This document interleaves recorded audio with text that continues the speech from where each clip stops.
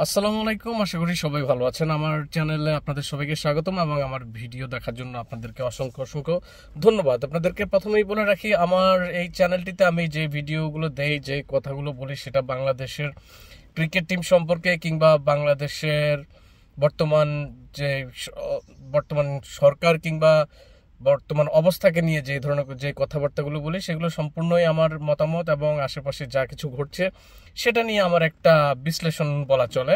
এবং এটার সব কিছুর জন্য দায়ভার আমি নিজেই বহন করি। আমার এর পিছনে, এই কথাগুলোর পিছনে আমাকে কেউ কখনো এর পিছনে কেউ দায়ী নয়, এটা সম্পূর্ণ দায়ভার আমার নিজের। এবং কথাগুলো বলি আমার নিজের দায়বদ্ধতা থেকে।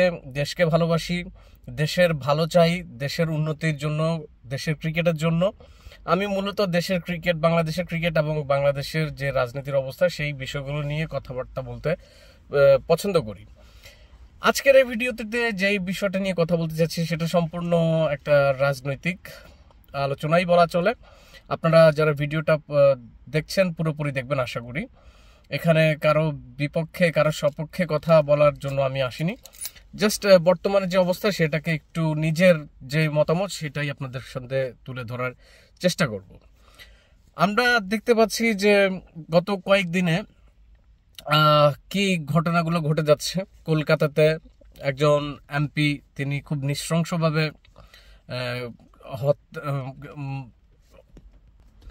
খুন হয়েছেন।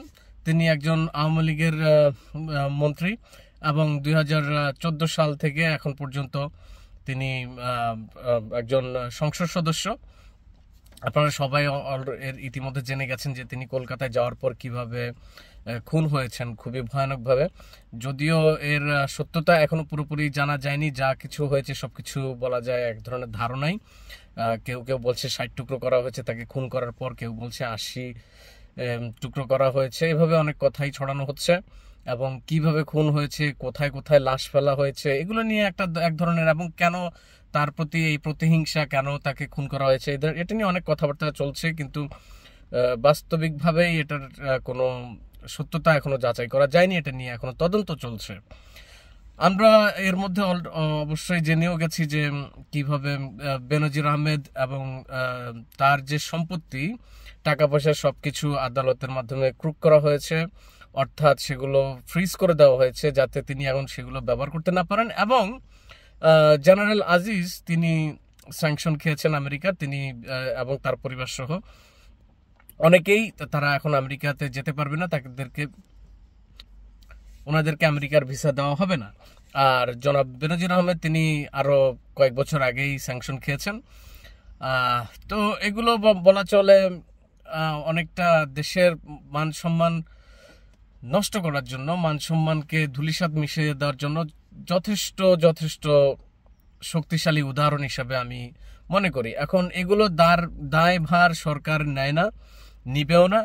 তাদের সামনে যখনই কোনো কিছু আসে এই ধরনের ব্যাপার স্যাপার, তখন তারা একটা কথা বলে এড়িয়ে যায় যে অতীতে এগুলো হয়েছে। তো এখন যা হচ্ছে সেটা মানে অতীতের পরিমাণে খুবই নগণ্য, এই ধরনের কথাবার্তা বলে তারা এড়িয়ে যাওয়ার চেষ্টা করে। কথা হচ্ছে, এই ঘটনাগুলো ঘটছে, অতীতে হয়েছে, এমন অনেক কিছুই হয়েছে, তাই বলে বর্তমানে হবে এমন তো কোনো কথা নেই। আপনাদের দায়িত্ব সেটা হচ্ছে আপনারা এগুলো বন্ধ করবেন।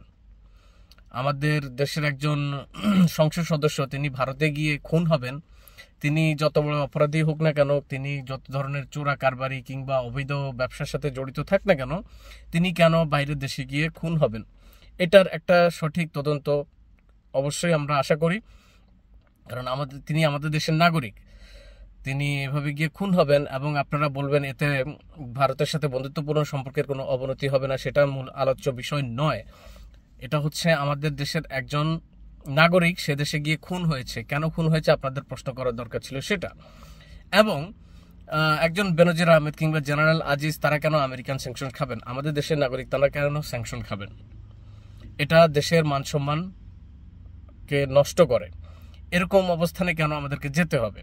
এখন আমরা সবাই জানি, যে আমরা অনেকেই জানি, এটার সত্যতা কতটুকু তা আমরা হয়তো অনেকেই জানি না, তবে বেনজির আহমেদ এবং জেনারেল আজিজ সম্পর্কে আমাদের দেশে মোটামুটি কোনো মানুষেরই ভালো ধারণা নেই। আমার মনে হয় না তারা এমন কোনো কাজ করেছে যাদের সপক্ষে জনগণ পথে নামবে, তাদের সপক্ষে কথা বলবে। এবং আমেরিকার বিরুদ্ধে গিয়ে বলবে যে কেন আমাদের দেশের দুজন এরকম স্বনামধন্য মানুষকে আপনারা স্যাংশন দিয়েছেন। আমরা তো জানি তারা খুবই সৎ মানুষ, এরকম মানুষ খুব কমই আছে যারা তাদের সপক্ষে কথা বলবে।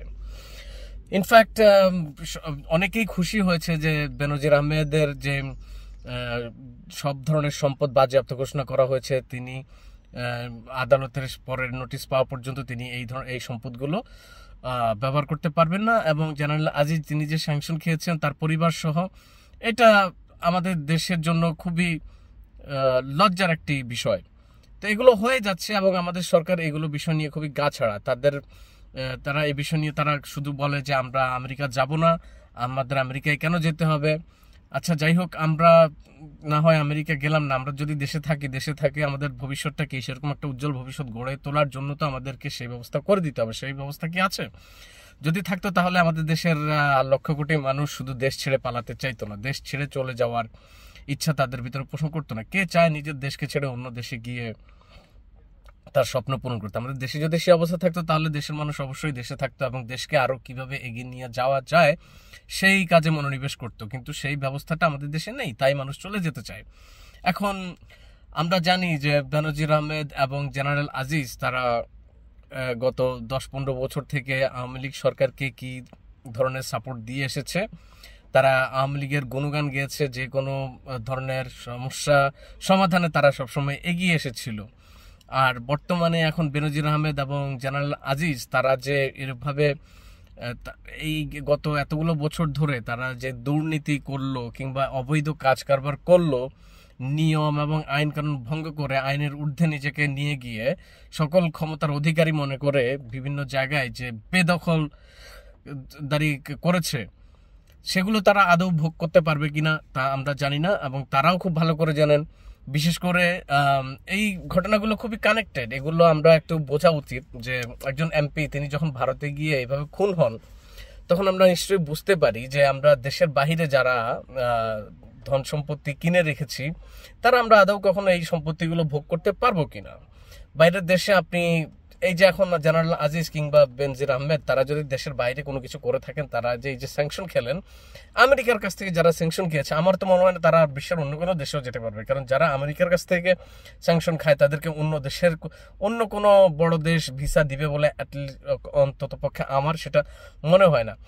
আর দেশে যে আছে, তাদের দেশে যে সম্পত্তিগুলো আছে সেগুলো তারা আসলে ভোগ করতে পারবে না। এগুলো থেকে আমাদের অনেক কিছু শিখার আছে, যে যাদের জন্য এত বছর ধরে করে আসলাম এখন তারাও সপক্ষ নিয়ে তাদেরকে রক্ষা করার মতো অবস্থায় নেই। বড় জোর কিছুদিন একটু তাদেরকে সুরক্ষা দিতে পারে, কিন্তু শেষ পর্যন্ত এই যে আপনি সম্পত্তিগুলো আপনার নামে থেকেও থাকে, এগুলো যদি বৈধ সম্পত্তিও হয়, আপনার ভিতরে যে একটা মানসিক চাপ ঢুকে গেছে, এই যে সবকিছু আপনার এগেনস্ট আপনার বিরুদ্ধে চলে আসছে, আপনার সেই মানসিক চাপের কারণেই তো আপনার এত বছরের অর্জিত সম্পদ, ধন সম্পদ, টাকা পয়সা আপনি ভোগ করবেন কিন্তু আপনার মনে শান্তি আসবে না। সুতরাং বর্তমানে যারা এই বেনজির আহমেদ কিংবা জেনারেল আজিজ কিংবা সেই নিহত সংসদ সদস্যের মতো অবৈধ ধন সম্পত্তি কামাচ্ছেন, তারা একটু ভেবে দেখবেন এগুলো আপনাদের সামনে শিক্ষা হয়ে এসেছে। আপনারা ভবিষ্যতে এই যে এত দুর্নীতি করছেন, এগুলো আপনারা ভবিষ্যতে ভোগ করে যেতে পারবেন কিনা। আর একটু দেখেন যে বর্তমানে দেশের বেশিরভাগ মানুষই এখন আওয়ামী লীগ শক্তির বিপক্ষে, বা মানুষের ভিতরে অনেক ক্রোধ আছে।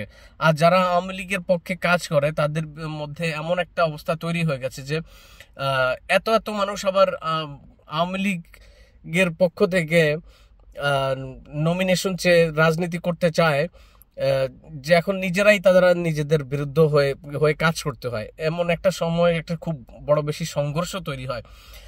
অনেক আগে 2014-15 সালে আমার মনের মধ্যে একটা কথা এসেছিল যে এদের অবস্থা এমন একটা অবস্থায় যাবে যে ভবিষ্যতে এদের বিরোধী দল কেউ থাকবে না, তারা নিজেরাই নিজেদের বিরোধী হয়ে যাবে। ঠিক একটা গহীন জঙ্গলের কথা ভাবেন, যেখানে হায়না এবং হরিণ যদি থাকে, সেই হায়নারা যদি দল বেঁধে শিকার করে সব হরিণকে শেষ করে ফেলে, একসময় হরিণের সংখ্যাটা কমে যায়। হরিণের সংখ্যা যখন কমে যায়, হায়নার সংখ্যা বেড়ে যাওয়ার কারণে তাদের খাওয়ার জন্য মানে যথেষ্ট পরিমাণ হরিণ যদি না থাকে, তখন তারা একসময় নিজেরাই নিজেদেরকে নিজেদের বিরুদ্ধে লেগে যায়, কারণ তাদেরকে খেতে হবে, বাঁচতে হবে। তখন তারা দুর্বল যে হায়নাগুলো তাদের উপরে ঝাঁপিয়ে পড়ে এবং তারা নিজেরাই নিজেদেরকে খাওয়া শুরু করে। একটা সময় দেখা যায় যে তারা নিজেরাই বিলীন হয়ে যায়। একটা দুইটা হরিণ যদি বেঁচে থাকে তখন তারা আবার ধীরে ধীরে তাদের সংখ্যাটা বাড়াতে থাকে। তো কোনো কিছুই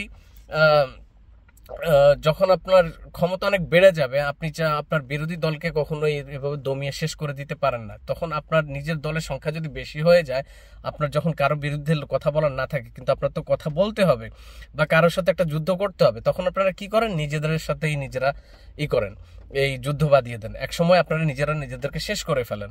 আওয়ামী লীগের বর্তমান অবস্থাটা হয়ে গেছে ঠিক সেরকম, যেটা আমি অনেক বছর আগে একবার কল্পনা করেছিলাম, ভেবেছিলাম যে এরকম কিছু হতে পারে, এবং সেই রাস্তার দিকেই কিন্তু হেঁটে যাচ্ছে আওয়ামী লীগ। বর্তমানে তারা নিজেরাই তাদের নিজেদের বিরোধী দল, সেটা স্বতন্ত্র বলেন কিংবা আওয়ামী লীগের নিজস্ব দলীয় প্রার্থী যারা, তাদেরকেই বলেন। আর আওয়ামী লীগের পক্ষে যারা এখন কাজ করছে, নিজের জীবন বিসর্জন দিয়ে, নিজের স্বার্থ বিলীন করে, নিজের ভবিষ্যতের কথা না ভেবে ভবিষ্যতের কথা ভাবছে, তারা এই হবে যে আমি টাকা পয়সা বানাবো, আমি অনেক কিছু করব, ধন সম্পত্তি গড়বো, এই ধরনের চিন্তা করে সাময়িকভাবে তারা অনেক সুখ হয়তো বা পাচ্ছে এবং তাদের মধ্যে একটা আনন্দ, আমার অনেক টাকা পয়সা সম্পত্তি হয়ে যাচ্ছে। কিন্তু একবার ভেবে দেখবেন সেই ভবিষ্যতে আপনার সেই টাকা পয়সা সম্পত্তি আপনি আদৌ ভোগ করতে পারবেন কিনা। ঠিক যে অবস্থায় এখন বেনজির আহমেদ এবং জেনারেল আজিজ রয়েছেন, তারা সত্যিকার অর্থে মনের সুখ নিয়ে এগুলো ভোগ করতে পারবেন না। এটা হচ্ছে বাস্তবতা। আর যাদের জন্য এগুলো করেছে, সেই আওয়ামী লীগ এখন তাদেরকে রক্ষা করতে পারছে না এবং পারবেও না। কতদিন রক্ষা করতে পারবে? এই বেনজির আহমেদ এবং জেনারেল আজিজ যদি দেশের বাইরে যেতে না পারেন, তাহলে আওয়ামী লীগ কতদিন এই দেশের ক্ষমতায় থাকবে? কতদিন তাদেরকে রক্ষা করবে? একদিন না একদিন আওয়ামী লীগকে যেতেই হবে। ততদিন যদি আপনারা বেঁচে থাকেন, আপনারা এখনো বেঁচে কিন্তু মরার মতোই আছেন। আর ভবিষ্যতে যদি বেঁচে থাকেন, আওয়ামী লীগ যদি ক্ষমতা থেকে চলে যায়, আপনারা এমন কোনো ভালো কাজ করেনি যেটার জন্য দেশের মানুষ আপনাদের সপক্ষে কথা বলবে, সে আপনাদের বিরুদ্ধে তখন জনগণ ঝাঁপিয়ে পড়বে। এটা আপনারা নিজেরাও খুব ভালো করে জানেন এবং আপনারা অতীতে বলেছেন যে যদি আওয়ামী লীগ না থাকে তাহলে আমরা বেঁচে থাকবো না। এখন সেই অবস্থাতেই আপনারা আছেন। তো যারা বর্তমানে একটা দলকে আপনারা অবশ্যই সাপোর্ট করতে পারেন, সেই দলের প্রতি আমাদের ভালো লাগা ভালোবাসা থাকতেই পারে, তাই বলে নিজের নৈতিকতার বিসর্জন দিয়ে, নিজের দেশের সাথে বিশ্বাসঘাতকতা করে, একটা দলের জন্য ধর্মান্ধের মতো কিংবা একটা দলের প্রতি পুরো অন্ধ হয়ে নিজের ভবিষ্যৎকে বিসর্জন দিয়ে এইগুলো করা একমাত্র নিজের পায়ে কুড়াল মারা ছাড়া আর কিছুই নয়। বর্তমানে আপনারা একটু চিন্তা করে দেখুন যে এই দুটো মানুষ এবং যেই খুন হওয়া সেই সংসদ সদস্য, তাদের পরিবার কিরকম একটা বিরহ যন্ত্রণার ভিতর দিয়ে যাচ্ছে, কিরকম মানসিক কষ্টের ভিতর দিয়ে যাচ্ছে। তারা প্রত্যেকটা রাত আধু ঘুমাতে পারে কিনা জানি না, সেই ঘুমের ভিতরে দুঃস্বপ্ন ছাড়া আর কিছুই থাকে না। প্রত্যেকটা রাত, প্রত্যেকটা দিন তাদেরকে ভয়ানক দুঃস্বপ্ন, যন্ত্রণা, অস্থিরতা, মানসিক যন্ত্রণা তাদেরকে বয়ে বেড়াতে হচ্ছে। যখন তারা এই কাজগুলো করেছিল তখন তারা খুবই সুখে ছিল, তারা কখনো ভাবেনি এরকম দিন তাদের সামনে আসবে, কিন্তু প্রকৃতি তার প্রতিশোধ নিয়ে নেয়। আমরা বর্তমানে যারা খুব ভালো অবস্থায় আছি, ভবিষ্যতে আমাদের অবস্থা খুব খারাপ হবে সেটা আমরা কখনোই ভাবি না, কিন্তু সময়টা চলে যায় এবং খারাপ সময় চলে আসে। সেই সময়টার জন্য আমাদেরকে প্রস্তুত থাকতে হয়। সবাই ভালো থাকবেন, সুস্থ থাকবেন। আল্লাহ হাফেজ। আসসালামু আলাইকুম।